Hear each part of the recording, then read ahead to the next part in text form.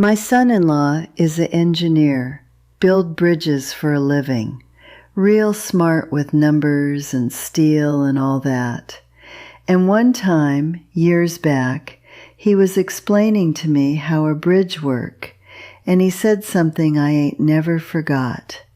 He said, every bridge got what they call a load-bearing point.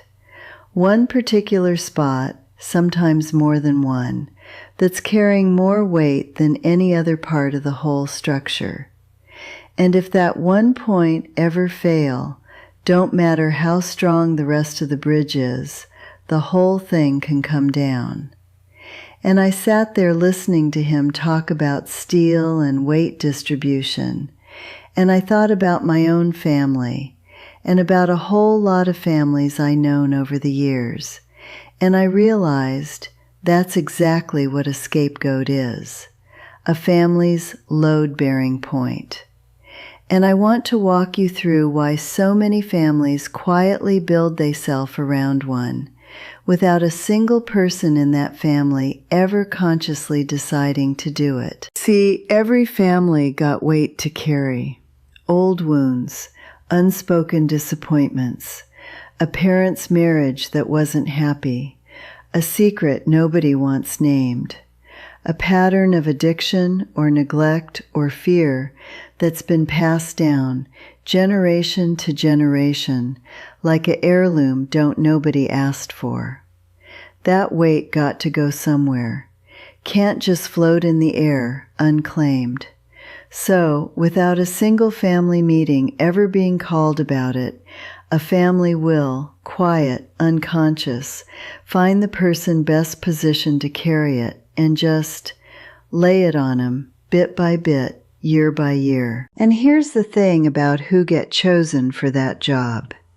It ain't usually the weakest one. My son-in-law told me that too. You don't put your load-bearing point on the weakest part of a structure. You put it where there's enough strength to actually hold something. So the scapegoat in a family, more times than not, is actually one of the more sensitive, more perceptive, sometimes even one of the stronger personalities in the whole bunch. The one who noticed things don't nobody else want noticed. The one who asked the question don't nobody else want asked at Thanksgiving dinner. The one whose very presence make everybody else's denial a little harder to maintain. And once that person start carrying the weight, once they become the difficult one, the sensitive one, the one who's always got a problem with everybody, something real convenient happened for the rest of the family.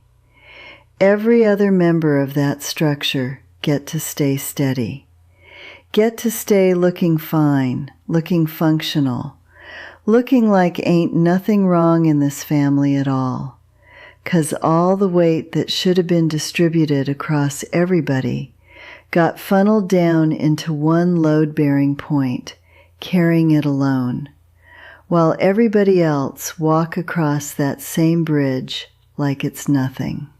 Now, here's the part my son-in-law's bridge lesson really helped me understand. A load-bearing point don't get thanked for what it's doing, ever.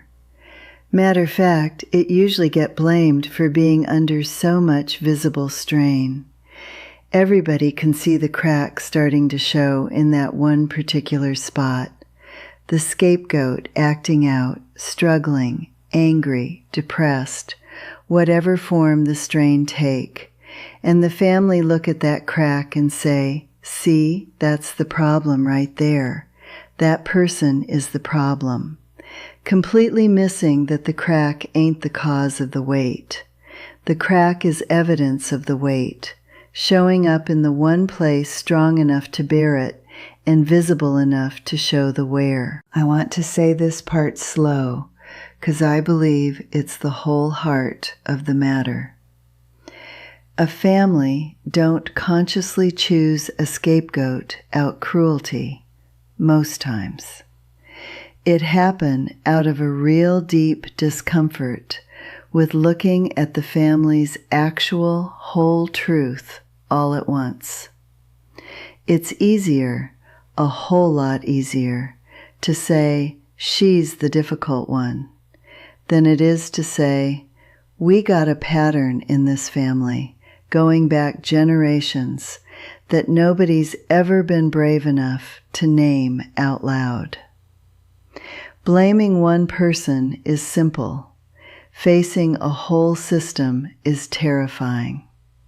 So the system protects itself, quiet, by making sure one person carry what the rest of the structure refused to.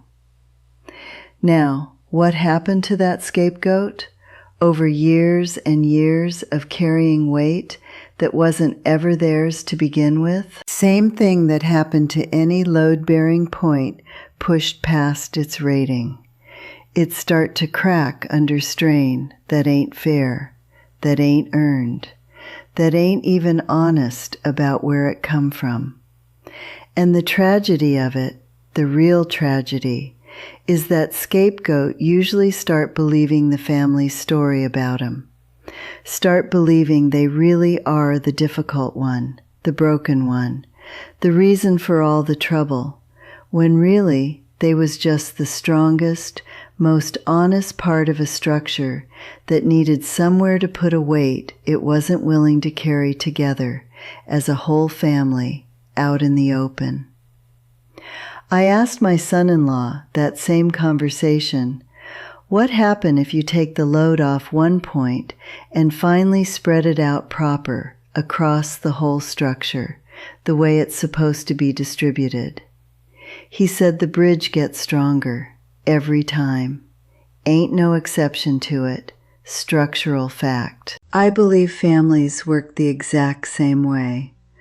A family that finally named their real weight out loud, together, the old wounds, the patterns, the things don't nobody want to say at dinner, and agree to carry it together as a whole unit, instead of loading it all onto one person's back, that family gets stronger every time.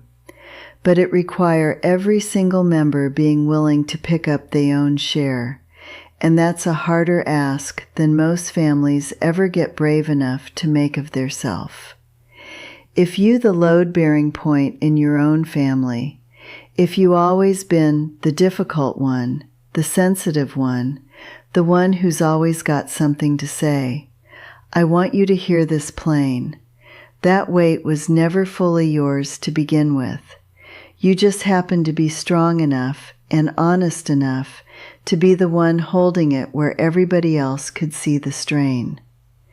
Tell me down below if this explained a role you've been carrying in your own family.